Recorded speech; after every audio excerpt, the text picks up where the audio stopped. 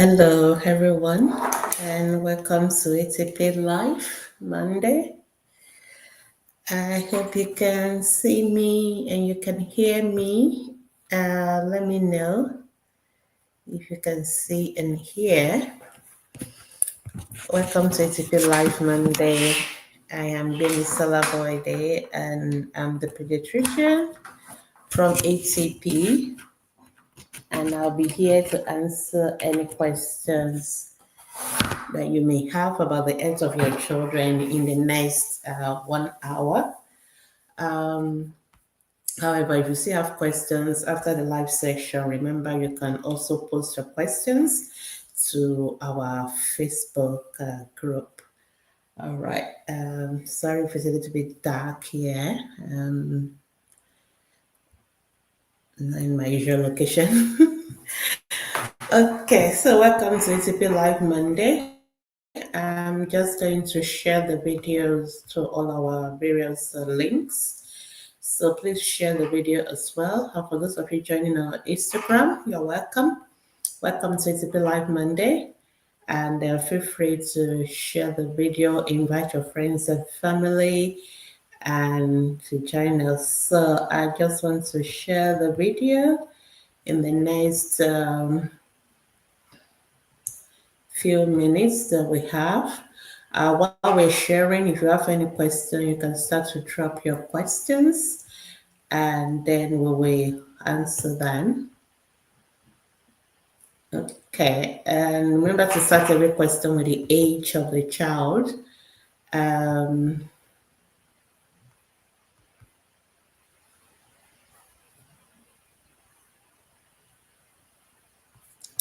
So start every question with the age of the child.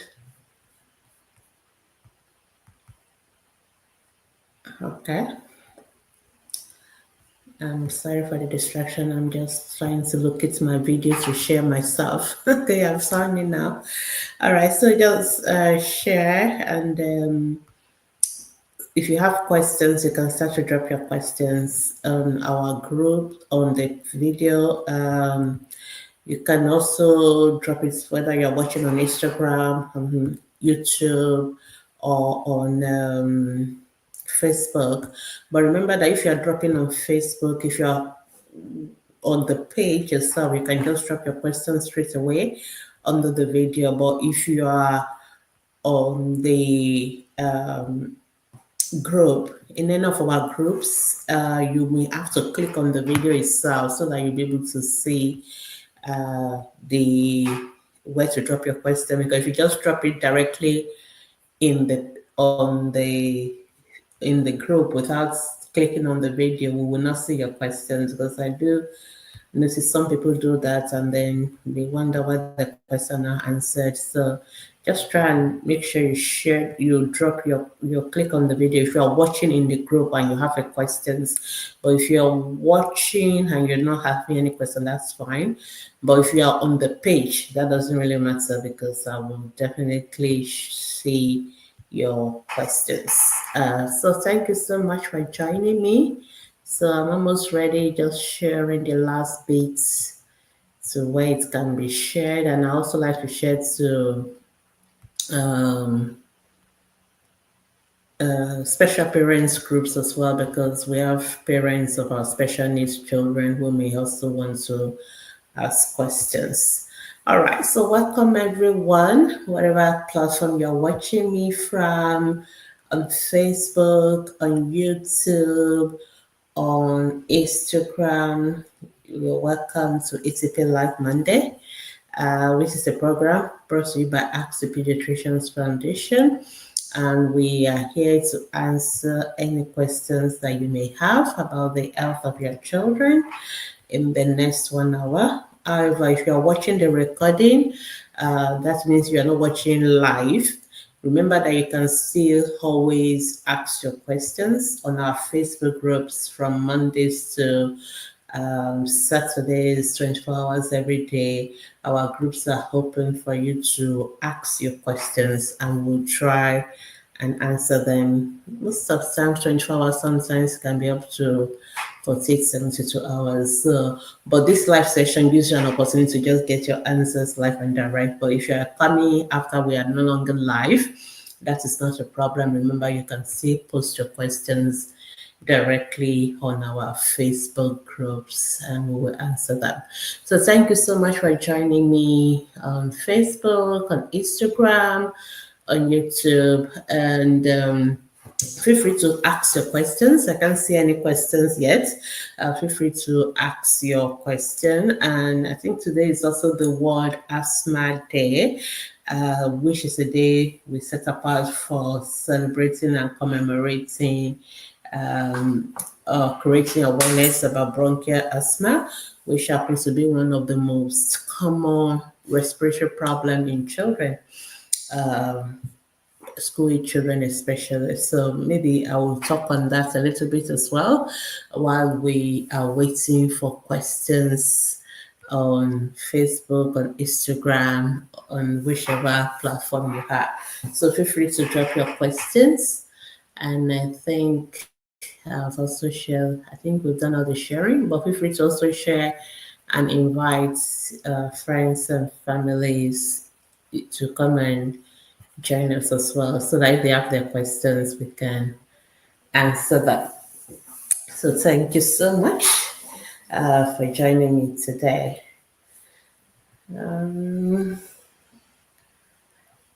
So while we're waiting for questions, let me just create some awareness about bronchial asthma. Bronchial asthma is one of those allergic conditions, just like some children have allergic condition on their skin, and we call it atopic eczema or atopic dermatitis. Some people have it in their eyes, and we call it atopic conjunctivitis or allergic conjunctivitis, and some can have it on their nose. We have allergic rhinitis.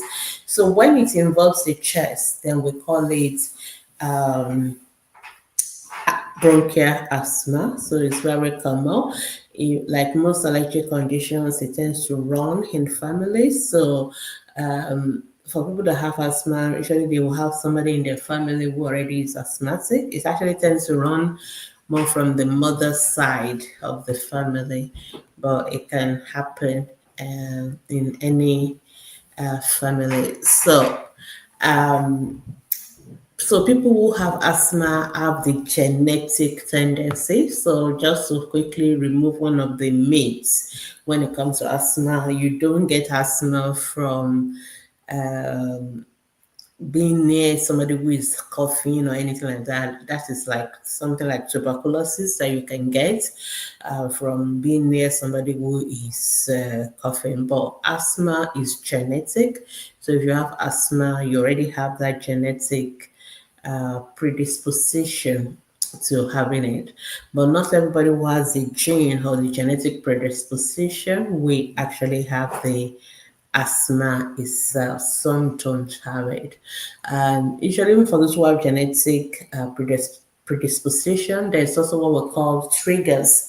So there are certain things that will lead to that will create that reaction. And what normally happens in asthma is that the airway, the way air goes into our lungs and come out, that is how we breathe. It goes through what we call airways, and you usually have the nose, and then it goes down to the pharynx and all those areas. Then it goes down further. You have what we call the trachea, and that's the big the windpipe, and then that trachea will break down into what we call the bronchial, and then it will break down further into what we call the bronchioles, and then you will now have the final ones that goes into the lung tissue. So you get to the alveolar. So as they branch, they get tiny and smaller and all that. So what happens in asthma affects what we call the lower part of the airway. So something from the bronchial and the bronchioles, and so on. So that's what normally happens in asthma. Remember, today is Atp Live Monday, so feel free to ask questions. Any questions about the health of your children, but I'm also just creating awareness because in May we celebrate the World Asthma Day. So I just want to create that awareness while we're waiting for your questions. I can see lots of you online, but nobody is asking questions. Feel free to ask your questions, and I will try and answer them in the next 1 hour that we have. All right. So what happened in asthma is what we call a reversible obstruction of those lower airways. There's a reversible obstruction. So there's an obstruction which can happen through what we call swelling or some mucus plug blocking those lower airways, usually at the level of the bronchioles and the alveolar, and then it's a reversible one. So that is why when people have asthma, they can get better.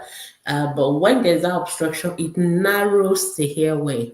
It narrows those lower airways, and it's difficult for air to come out. And then we start. So when people are trying to force the air to come out, that's when we hear what we call the wheezing sound. So they start to wheeze, and then you hear. I'm not sure whether you will hear it if I mimic it, but so you get to hear that wheezing sound, and that is what happens in bronchial asthma. And of course, when there's narrowing of the airway, it means the work of the airway cannot be done, which is mostly exchange of gases. You know, you're supposed to take in oxygen and bring out the carbon dioxide. So if you are not able to take out the carbon dioxide and get oxygen, the person's level of oxygen may begin to drop. And if that is not fixed on time, it can lead to death actually. So, but what we do in asthma is to try and cause that obstruction. We're going to expand. So you want to make the airway to dilate, what we call bronchodilation, so that air can go in and out freely. And that is what we use drugs that have what we call bronchodilator effect. But at the same time, what is causing the initial process, the swelling, the mucus plug, the inflammation, we want to reduce it so that we are not just opening the airway, but we're also reducing what is causing it to be blocked in the first instance, which can happen on its own, which is why we say it's a reversible obstruction, but it may take for days before it will happen on its own. Whereas if we use medication, it will happen almost immediately. So that's what happened in bronchial asthma. So bronchial asthma is a chronic condition. It's not something you get cured of. It's something we manage. So anybody who has asthma will always have asthma, but they can manage their symptoms and they can reduce the frequency of the symptoms. So that is a little bit about asthma background. Okay, I got my first question from Facebook. All right, so Latifa Hadiola Ibrahim say, good day, doctor. Thank you for all you do. Please, I want to be enlightening more on how to care for constipated toddlers. She eats fruits frequently and water. I guess she drinks water, but it still persists. Thank you. All right, so constipation. Let me see when I see up my picture of the stool charts. I always like to use that picture to explain constipation. Okay, so I think I have it still. I hope you can see Latif. Let me see if I can remove your question so that people can see the chart. So this is what we call the Bristol stool charts. And we have type 1 to type 7 kind of stool, and depending on the kind of stool your child is having will determine whether your child has constipation or whether the child has diarrhea.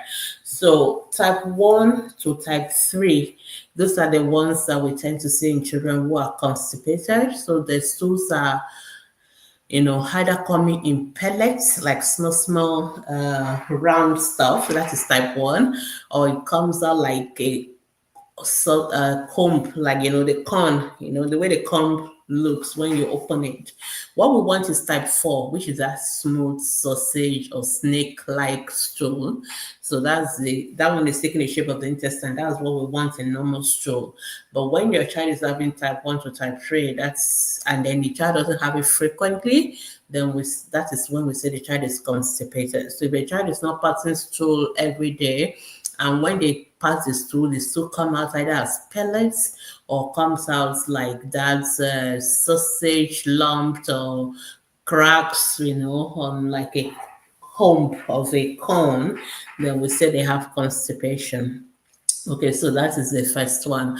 I need to further clarify. Whereas when your child has watery stool, that's what you have in type 7, and that is diarrhea. And then, the type 5 and 6, we tend to see that in newborn babies. All right, so now let's go to dealing with the constipation itself. So, number one, once the child is already constipated, we have to treat it. Unlike cases of diarrhea, when we will tell you that, oh, if your child has diarrhea, give ORS, give oral, no drugs, just give ORS and oral zinc. When your child already has constipation, it has to be treated. And we have what we call stool softener or medication, because we have to clear out the ones that are already there. Sometimes it can be so bad, we can give suppository, sometimes we give medication by mouth, sometimes we actually digitally remove the faces. So that is about that. And then now, what you're asking about is now the treatment, prevention. And like we said, regular bowel hygiene is very important. It's important that children go and move their bowels regularly. So you must have a time in the day, maybe the first thing in the morning or last thing at night, they go and move their bowels. Sometimes children these days, distraction with all these games or TV, they feel the urge, but they won't go. So the urge will go away. And then if it keeps happening, then they keep accumulating and becoming more and more difficult each time. So number one, we need to make sure the children go to move their bowel regularly. Number two, they need to drink a lot of water. And when we say water, most times children don't remember to drink.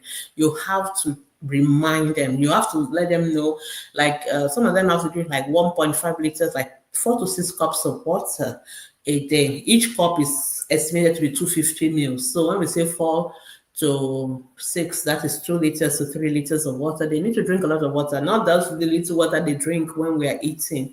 They need to drink water throughout the day, and we need to remind them, you fill the bottle with water, not juice, not all those things, water. And that is number two. So if you're doing all that and your child is still constipated, sometimes there are some children with medical reasons for constipation. Some children have some problem with the bowel itself, like in H-prong disease and all that. So if your child has, so for some of those kind of children, we have to put them on medication for a longer time.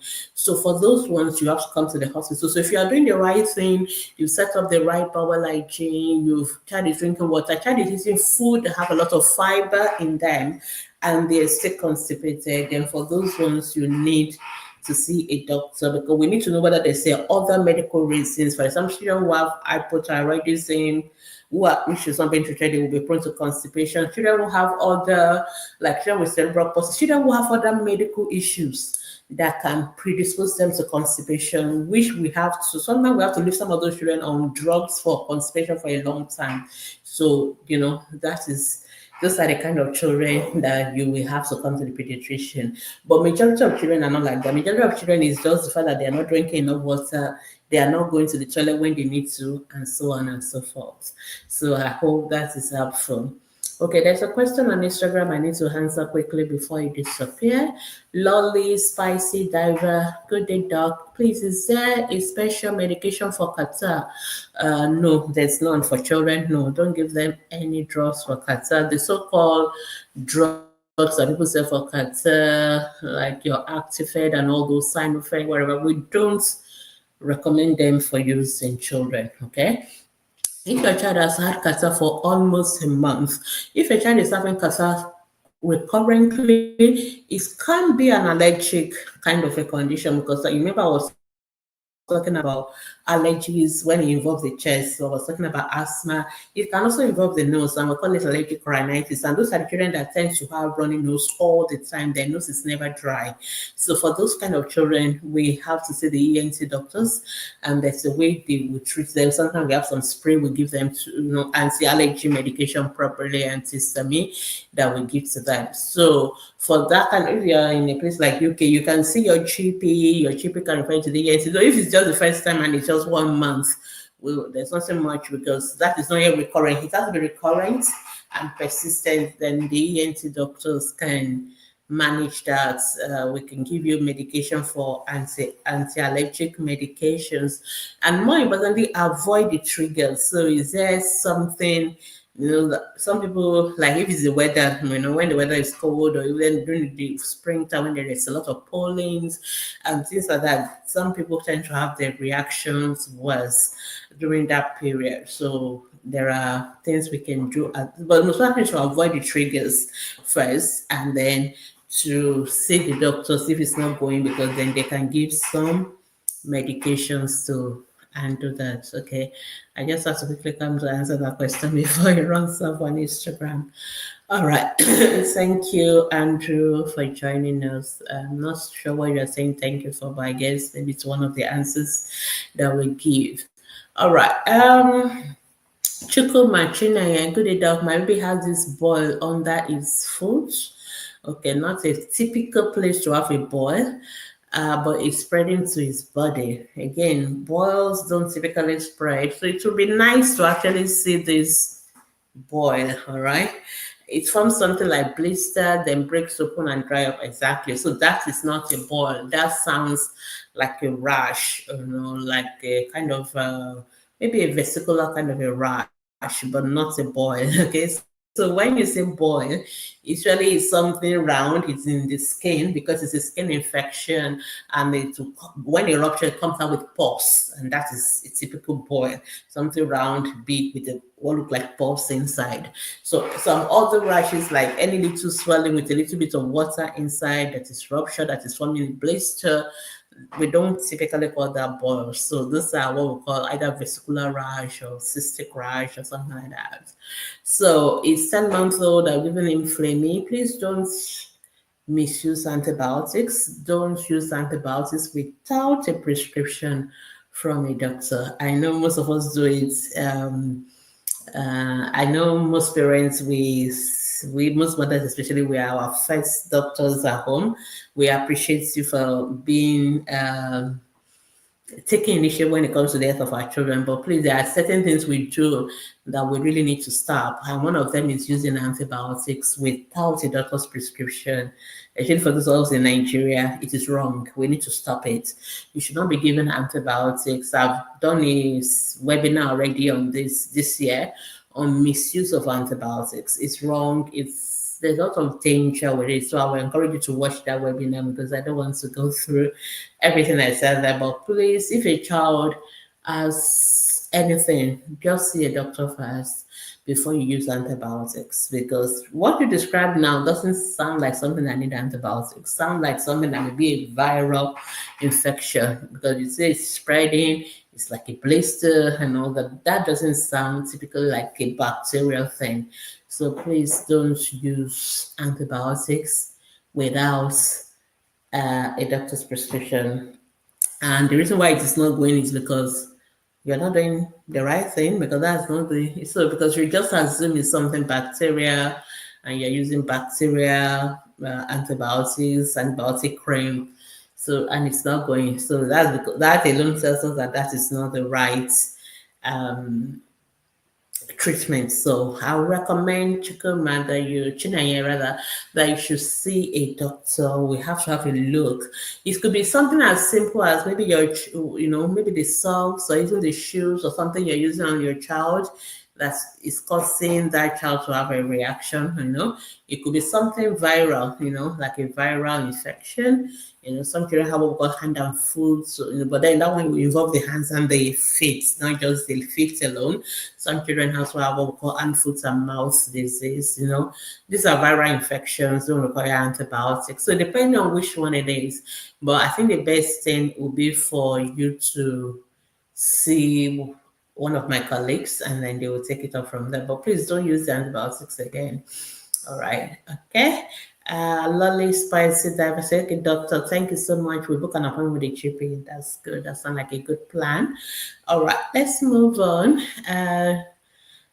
Andrew Dorothy Michael. Good evening, Doc. I thought it's a picture. Oh, unfortunately, I won't be able to see a picture live. The way the live is structured, you can only put comments, like text. You can't put in picture, but it is fine to go to our Facebook group and put a picture there. We will approve your post if you put a picture on our Facebook group and we'll answer. But please don't put pictures of genitals, don't put more than one picture. A lot of people put like hundreds of pictures, and I'm like, it doesn't really help you post because we don't approve them if it's more than one picture. So you can post that on our Facebook group. So your child has something on the hands and the leg. It's a reddish, round, itchy bump on his leg, which starts very little, and over time it spread out over his hands and legs. I really need to see that, okay? I need to see. But I would also recommend maybe you see a doctor as well, because something hands and legs, and I'm thinking of some things. So, but it's always good to see a doctor. And say the sister is having it as well. Okay, I hope it's not hand and foot disease, which is what I was talking about earlier. Because when something is involving hand and legs, it's either it's hand and foot, viral, or it could be something the children come in contact with that is only affecting exposed part of the body. But the fact that the sister is also having it is leaning more towards something that is an infection, something viral, something that can be passed to somebody else. That is well, sometimes allergic can also occur in families because if you all have the same allergic tendencies, then it's possible for brothers and sisters to have it. But if most of the time, if 2 people or 3 people in the family are having the same issues, it tends to point more towards infection, because those are the things that you can communicate, what we call communicable diseases. Those are the things that you can pass to other people. But we really need to see this rash. We need to see it first, and we need to know what it is like. Is it itchy? I think you said something. Is it itchy? Yes, itchy, and it's a reddish, and it's a bump. Yeah, that sounds something that could be allergic or something that could be viral. I would recommend you can post a picture of it on our Facebook group, but much better, you may want to see a doctor for a further evaluation. All right. Okay. I think it's the same question. Yeah. All right. Felicity said, my son was treated for pneumonia in February. He just resumed school. How old is your son? 2.6 years old. Okay. He started having cough from that last week. Today is presenting with difficulty with breathing, with deepness in the chest. You have to go back to the hospital. You have to go back to the hospital. The question is, does pneumonia reoccur? Pneumonia can happen again, but it's very unlikely, unless there's really something you are not doing right, because pneumonia is a form of chest infection that is involving the lower parts of the lungs. So when I was talking about pneumonia, I mean asthma, just before I don't know whether you were here when I started the awareness about bronchial asthma. I was talking about there are 2. The airway starts from the nose and it ends in the lungs. What we call the alveoli of the lungs, the lung tissue itself. But we divide them into 2 parts. So we have the upper airway and the lower airway. So the upper airway is from anywhere from around your trachea up. Trachea, the pharynx, the nose, and all that. Anything around that area, we call it upper airway. But from the bronchi and bronchioles down, we call them lower airway. Now, pneumonia is in the lung tissue, so it's a lower respiratory infection. But if your child is having like catarrh, for example, in the nose, like rhinitis, that is upper airway, so upper respiratory, or croup. When you have laryngeal tracheobronchitis, those are upper airway. So the bronchi is still part of the upper airway. Sorry. Now, so if your child has had what looked like a pneumonia before, and now the child is coughing, is having difficulty with breathing and all that, I really want them to look beyond just pneumonia now. Did the child have a chest x-ray when they diagnosed pneumonia? Was the pneumonia diagnosed properly? Like the child have a chest x-ray, blood test, fever, all those other stuff.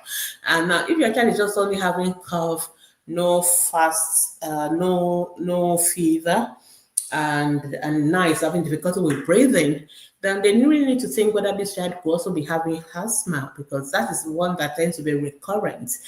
unless there's something going on in the family, or the child has an underlying immunodeficiency or something, we don't expect children to have pneumonia frequently. If the child doesn't have any of those immune deficiency, if a child is having respiratory difficulties, fast breathing, difficulty with breathing recurrently, they should listen to the chest. What do they hear in the chest? Are they hearing crepitations, or are they hearing the wheezes? Because that is how you sometimes differentiate between asthma and pneumonia. So in asthma, it tends to be more of what we call wet crepitation sound, whereas in pneumonia, sorry, it tends to be wet crepitations, whereas in asthma, it tends to be wheezing sound. You hear, even you can hear it sometimes if you listen well for a child who is having asthmatic attack. Pneumonia is very, very rarely recurrent. It can happen, but it's not a common thing, whereas asthma tends to be much more common. And it's important for us to know which one it is, because the treatments are poles apart. Okay, treatment for asthma is completely different from pneumonia. Pneumonia, we give antibiotics, whereas in asthma, we have to give bronchodilators, we have to give steroids, we have to give something else. So, I don't know where your child was treated before. This time around, if your child was treated by just general doctors, this time around, I really want you to see a pediatrician, preferably a pediatrician. Okay, I really want you to see the child be seen in a hospital that has a pediatrician this time around. And if your child has not had a chest X-ray before, we definitely need to do a chest X-ray.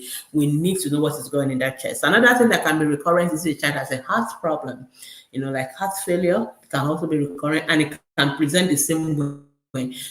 So the cough, the difficulty with breathing can happen in asthma, it can happen in pneumonia, it can happen in even heart failure and other heart problems. The way we differentiate it is through the test. So we do an X-ray. There's the thing we will see on X-ray for pneumonia. There's what we will see on X-ray for heart problem. And most time for asthma, the X-ray is really fine, or too much of hair inside. And also the blood test. In pneumonia, you tend to have infection kind of blood picture, whereas in asthma and the rest, you don't have anything. You may see something that shows an allergic kind of reaction and all that, but nothing much. So there's a way we can differentiate. They are very easy to differentiate. It's not something we should be confused at all about.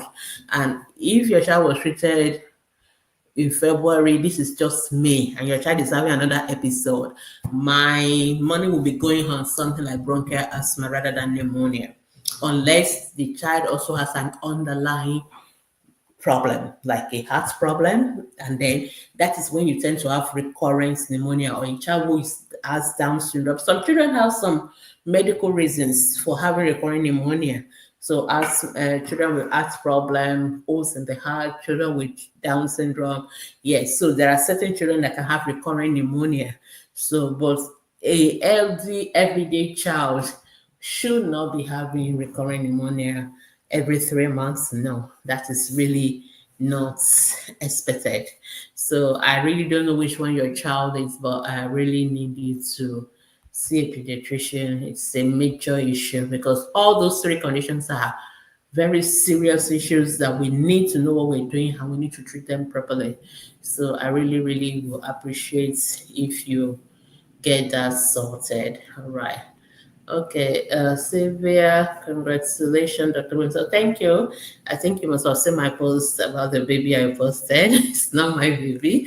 It's my sister's baby, but I guess it's still my baby anyway. So thank you. Thank you, Chikuma Chinaya. Okay, yeah. Jaja Bolaji, Ibikunle, good evening. My son's legs are almost in different directions. Do you mean the feet? Okay, because I doubt. Okay, anyway, feet or legs, but I doubt. I think it's the feet when walking. But the doctor say we outgrow it. Okay. How old is your child? 2 years, 8 months old. Usually by age of 2 years, 8 months old, we expect any kind of is it the bowing, or is it the outward turning of the feet, or we expect them to be correcting by now. Usually when children start working at 1.5, yeah, but usually by age of 2 it tends to get better. If you're worried about it, you should see a pediatrician or a physiotherapist. You were saying you say I should expose this child to sun. It has nothing to do with vitamin D. If your child's leg is facing different ways, if a child has rickets, they have bowing of their legs, so they can have bow legs and stuff like that in rickets. And there are other signs. They have thickening of the wrist. They can have what we call rosary, like thickening along the rib bones and stuff like that. Rickets, rosary, and all that. So there are other signs in. And usually we have to do a blood test to confirm. We can't just be thinking a child has vitamin D deficiency or have rickets and just tell the mother to go and expose the child to the sun without doing a proper blood test. So it's something we have to confirm with the blood test. So if the child's legs are bowed or something, the legs do not point in direction. What points is the feet. So you really need to be clear, which is why sometimes we always ask you to post a picture. So you need to either see, is it the legs that are bowed or a K leg or whatever? That is a different thing. But when you talk about direction when your child is walking, with your leg, it's not your leg that is pointing, it's your feet. So you need to be sure which one it is, because I really need to be clear, because there are different answers. If your child has a bow leg or K leg, is different from if your child has what we call outward turning of the feet or inward turning of the feet. They are two different things, because it would depend on the answer I'm going to give you. If it's a bow leg or K leg and all that, you need to see a pediatrician. Then that is when we can think of things like rickets, vitamin D deficiency, which is what your doctor is kind of implying, which is why I was a bit confused. But then I expect that your doctor should do a proper blood test to confirm, even X-ray to confirm your child has rickets. And if the child has it, we have to treat it. It is not by exposing the child to sunlight. If your child's legs are not formed properly, they are facing different direction, that could be a different thing entirely.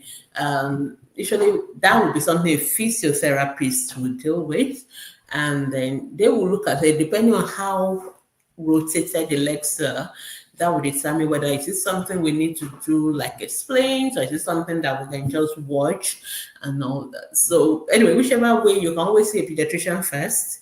We, the pediatricians, will now decide whether it's something that we need to investigate and treat, or whether it's something we need to send you to the physiotherapist and all that. So yeah, if it is the legs, then that is not, that's something that is most likely you have to see a pediatrician for, if you're sure it's a fit. But I'm trying to imagine how your child's legs turn outward. For legs, we talk about bending. We talk about bending. We talk about a bowing. We talk about K leg, the way it's shaped, not outward or inward. That is the face. So that is how we talk about it. I know you may know what you meant in your mind, but you are not using the right words. A picture will save 1,000 of words. So this kind of a thing, just post a picture, and we on our own. Please, when you want to post pictures of legs and feet not facing the right way or anything like that, don't wear trouser for the child, and don't make the child to just stand anyhow. There's a way they have to be properly positioned. So make sure the child is wearing either a shorts or preferably like a nappy or something, so that we can see the entire legs and feet. Make sure the child is standing with the back to the line and trying to stand the way you stand at attention when you want to take a picture. Try and make the child stand that way. So don't just let them stand anyhow, because we won't know whether it's just the way the child is standing. But you try and make the child stand straight as possible, facing the front and face back. You don't need to take their face, but you definitely need to take it from the pelvic area, the hip area, but make sure the child is not naked, and down. And the whole thigh and feet and legs must be exposed, because some of you post some of those pictures and the child is fully clothed. We're not going to see anything in that. So the legs, the thighs, the feet must be exposed, and you are trying to make the child stand as straight as possible when you're taking the picture. So if you post that picture, then we will have a clear understanding of what you're trying to tell us, and then we'll be able to explain to you. But whichever way, I think you should see a pediatrician and an orthopedic surgeon, probably a pediatrician first, and then we can let you know what we're thinking, whether it's rickets, whether it's something your child was born with, this kind of scenario, and then that will help us to know how to advise you further. All right, okay. Let's move on from that. Hope HK, good evening, Doc. My 7-year-old drools and snores while sleeping. Okay, sleeping, yeah, anybody can drool while sleeping, and anybody can snore while sleeping as well. But nobody should be snoring while they are awake. So if your child is snoring while awake, I really want you to see the ENT doctors. We need to be sure there's nothing blocking the airway. So what we call maybe the adenoids. And for a 7-year-old, that will be significant because usually by the age of 4 to 6 years old, the adenoids and the tonsils tend to shrink. They become smaller. So, and sometimes for younger children around the age of 2, 3, if they are snoring, sometimes the ENT doctor just examine them. If it's not so bad, we just say watch, because we know that as they get to 4 to 6 years, it will shrink on their own and they'll be fine. But if at the age of 7, the child is still snoring, especially when awake, especially if the child is mouth breathing when awake, that is a significant obstruction of the airway. And for that, you should see the ENT doctors. They need to check the tonsils and the adenoids. And if they are really very big, they may have to take them out. So that's about that. Drooling while sleeping is okay. Everybody can do that, even as adult. It doesn't mean anything, because when you're asleep, all your muscles are relaxed. So the reason why you are not drooling yourself while you're awake is because you are producing saliva, but you are swallowing them. All of us are producing gallons of saliva every day, but we're not drooling because as I'm talking to you, I'm swallowing all my saliva that I'm producing, and that's why we're not drooling. But for children who cannot swallow their saliva, or maybe when they're asleep and, obviously everything is relaxed, they're not really consciously swallowing, so they can drool, and so that's okay. But when they are awake, we expect them to consciously be swallowing, and if for any reason they cannot swallow their saliva, or for other reasons they are producing a lot of saliva, then they can drool saliva. And for that, we definitely need to see a doctor to know why. Because you didn't tell us it's drooling when awake, so your question is a little bit kind of confusing. If the child is not drooling while awake, I won't worry about it. So, but if the child is drooling while sleeping, if the child is drooling while sleeping, I won't worry about. But if the child is drooling while awake, that is when I will worry, because you seem to be talking about him having so much saliva in his mouth. We say when awake or when sleeping, and I think you should deal with that. But whichever way, your child still need to see a doctor, at least for the snoring parts, and I think you see an ENT doctor, but you can also see a pediatrician. At least we can examine you first, and then we can refer you forward if needed. Sylvia is saying, how can torticollis be corrected in a child? It depends on the cause of the torticollis. So if it's some of them are just temporary causes, the child is having a chest infection and all that, we don't correct it, we just treat the child for the underlying cause, and the torticollis will kind of follow suit.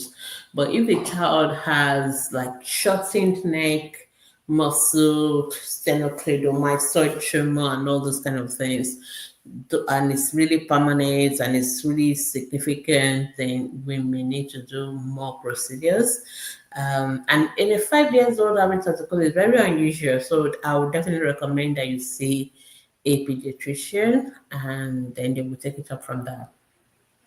I hope the torticollis is correct diagnosis, because sometimes I worry when parents use medical jargon. So I want to assume if a doctor has told your child has torticollis, I will assume the same doctor would have told you the treatment. And unless this is just you, maybe you've asked a question before, or you've done some research on your own. But generally for parents, I prefer you tell me what exactly you see in your own words, and not use medical jargons, because sometimes you may be wrong, or you'll be using the medical jargons incorrectly. So it's better to tell me, oh, my child is always bending the neck to one side or whatever, then. And of course, we need to know, is this something that's been going on for long, or is this something that happened overnight? For example, if a child slept overnight on their neck, they will have neck pain and they will keep their head to one side. Or if a child is having even meningitis, they can have that. So technically, we will not call that torticollis because it's a temporary thing, something happening because of something, and it's going to go.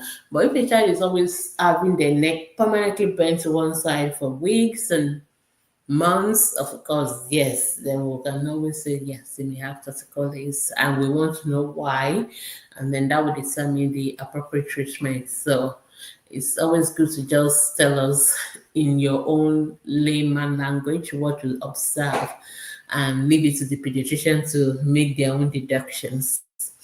Anyway, if you see here, you can just let me know if there are more details. Okay, hope you're saying he doesn't drool while awake. Okay, good to hear. So he wants to spit all the time. I have a feeling that he's having difficulty with swallowing, and that tells me again there's something blocking, because the airway, your swallowing part and your breathing parts, the different pathway, they are very close together. So if there's something already blocking his breathing, which is why he's snoring, mouth breathing, it can also kind of be pushing on his ability, the path for his swallowing as well. So, and liquid may find it more difficult to go. Solid can, force its way through, but liquid may be more challenging. Whichever way, this child needs to see one of us and let them examine the throats, and then they will take it up from there. Instagram people, you are listening, no questions, no worries. But please, if you have asked the question on Instagram and maybe scrolled past before I saw it, please ask again. Right now, I can't see any, but I can see many of you here. So if you have no question, that's also fine. It doesn't always have to be a question. All right, so Vicky is saying, good evening, ma. My son will be 1 year, 9 months by 9th of this month, okay? You understand when spoken to, okay? He's active, you say like 10 or more single words, okay? But yeah, he started joining towards together. Yeah, I wouldn't be worried about that. Usually I would say 2 years, 2 words. So if it's not yet 2 years, just give the child some time and see. So if your child is not talking by 2 years, like joining the words together by 2 years, yes, you are welcome to come and see a speech therapist. So most of the time when children develop at different rates, so when we tell you this is what we expect, it's just a guide. It doesn't mean every child will do it right on the dots of that guide. As long as the child is making progress, either towards, we are we are still okay with that. So if a speech therapist said that your child can say 10 words, they won't worry at this age. If your child is not talking at all, yeah, maybe he'll worry, but no. The child was saying, well, we'll give the child a little bit more time. And when your child is about 2 years, and if there's still no like joining towards together, yeah, you can come and see the speech therapist, and they will take it up from there. All right. Okay, I can't see any question on Instagram still. So while I'm waiting for more questions, let me conclude my enlightenment on bronchial asthma by giving some very important information which we all need to know, because people have died of asthma in this country. I can remember very many prominent people that died from asthma. I remember this popular Nollywood. I see Amaka Igwe that used to do Silver House of Commotion and all that. I remember she died from asthma complications. I think one of our university's professors in Unila, one of our vice chancellors to be candid, also died from bronchial asthma complications. So asthma is a pretty big deal. People can die from asthma. And we always have this saying that we parents manage asthma, not the doctors. If there's one condition that we encourage self-medication, we always say no to self-medication, but there's one condition that is the exception. It's actually bronchial asthma. In bronchial asthma, it is self-medication. We encourage self-medication because when somebody is having an asthmatic attack, you don't have time. You are racing against time. And it is an airway. Anything that affects the airway, breathing, and circulation, we call them emergencies. So they are always emergencies. So for children who have asthma, there is always a plan. We always have what we call asthma action plan. In other words, when there's an attack, what do? Those children are supposed to have their inhalers at home. Usually for children below the age of 5, they may not be able to use their inhalers. So we have what we call a spacer device. And I still see a lot of parents asking me questions. You are giving syrup, Ventolin, you are giving syrup, we don't use tablet syrup anymore to treat asthma, at least in the acute phase, because those drugs are going to go into the other part of the body and they're going to affect other organs that have no business. So we want the medication delivered straight to where it's going to work, to the airway. We want the airway to be opened up, so we want the medication delivered straight into the airway. So that is why we use inhalers, that is why we use spacer device. We want to give it as aerosols, or we use what we call nebulizers. So most of the medications for acute episodes, we give it straight into the airway, and we give it by making it into something gaseous. So either like inhaler or nebulizers or whatever. That's how we give it. And we expect parents to know how to give it before they come to the hospital. We expect you to have given it like 3 times if your child is having an episode. Like one of the questions that was asked me today about whether it's pneumonia or asthma, if that child is actually having an asthma attack, we expect that mother to be using the inhaler before they come to the hospital, or nebulizer. And most parents who have children with asthma tend to have their own nebulizer at home. And these days we are developing technology that battery operated and nebulizers and stuff like that. So that is number one. Number two, if a child has chronic bronchial, so that people that have asthma, they may not have attack for years, they won't have it at all. So those ones are not chronic. So those ones, they don't need any medications beyond their inhalers in case when they have an attack. And usually what they do is to avoid the triggers, and triggers can be something as simple as perfumes, as simple as dust, as fumes, like frying oil and all that. There are many things that can trigger an asthma attack. And that's why even doctors will try not to wear perfumes that are too heavy and all that, because a child in your clinic can have an asthma attack just from your perfume. So you have to be very careful. So that's that. So they avoid a trigger. But there's children that have asthma episodes almost every day, every week. They have what we call chronic asthma. For those who have those kind of scenario, we have to treat them every day. So they have to take medication every day. So there's what we call 2 type of medication in asthma. We have what we call controller medications. These are medication the children take to prevent them from having attack. So that is what we call controller. So some of them also, it can be delivered as inhaler, it can be delivered as like a spacer device and all that. So, but again, we want to give it as much as possible as something to inhale. So it goes straight to the lungs and not to other parts of the body and cause unwanted side effects. But once a child is already having an attack, we give them medications to quickly expand the airway, and also to kind of stop the inflammatory process ongoing. So that is what we give to them.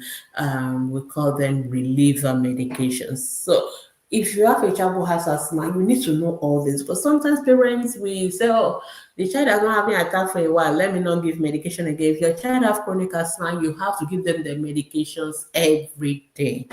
And I know those medications are expensive, so it's a little bit dicey. We hope, unfortunately, GlaxoSmithKline left Nigeria, so we're really struggling. All the medications are expensive. We hope our government does something about that so that this medication can be affordable for our children, because some of them need to take them every day. They have to take them every day. They have to avoid the triggers. Then you must always have the reliever medication so that when they start having attacks, you give it straight away and then you come to the hospital. Sometimes asthma can go into what we call severe asthma episode, very severe. Those people that I said died from asthma, they died because they went into severe asthma episode and they didn't get to the emergency on time. Because when you get to that phase, sometimes we are taking the child to the ICU. We have to take over the breathing for the child because they can't, we have what we dread most is what we call a silent chest in asthma. In other words, they are not even making any effort again to breathe. The airway is completely closed. That is a very dangerous situation. That is the phase before death. So which we don't want. So if you have a child who has asthma, it's important that that child is registered with a pediatric asthma clinic. It's important that that child is taken to the clinic regularly to monitor, and it's important that you have all the child's medication at home. You are allowed to do self-medication in asthma. Of course, we will tell you how to do the self-medication. So, but we allow parents to start treating a child who is having an attack before they get to the hospital. All right. I don't think I have any more questions coming my way, but I hope for those who have asked questions, you've learned a lot. And then for all of us, I hope I've kind of informed us a little bit more about asthma. If you still have any questions, remember our Facebook group is open from Mondays to Saturdays. Please drop your questions there. For those of you who ask questions that requires pictures for us to be able to answer it fully, please go to our Facebook group, put the question, put the picture. Just one picture is enough. Make sure the child is not naked. Make sure the child is clothed, but take it in a very good light. Make sure we can say, take it in a way that we will know which body parts, because Facebook AI is really crazy at the moment. So if you put the pictures that the Facebook is suspecting may be nudity, is going to take it down. And if we approve it, then it's going to take us, it's going to penalize us as well. So sometimes I don't approve some posts because even though I know the area, but it looks suspicious and I know the Facebook AI is going to give us headache for approving it. So please take lovely pictures, no nudity, clear light. Make sure we know the body part that you are posting so that it won't be confused with private parts, all those kind of things. So, and we can answer your questions. And if you still have any question or you're watching a recording of this video, please, after we're not on the live session, we won't see your question. So don't just drop your question under the video after the live session is over, which is 7 p.m. Nigerian time. After 7 p.m. Nigerian time, please post your questions to the Facebook group and we will answer. You can listen to the video, but please post the questions that you have to the Facebook group. So thank you so much for all of you who have joined us today, and watch out for our teachings. We realize that our teaching of 1 hour, maybe many people struggle with attention span of watching that. So we're going to be just dropping them in a little short reels instead of doing a long teaching that we normally do on Thursdays. So just watch out for the new way we're going to be dealing with the teaching proper on each of those topics that some of us have asked about. All right, thank you so much. Until I come your way again next week, have a wonderful evening, and bye. It's bye for me. Bye bye.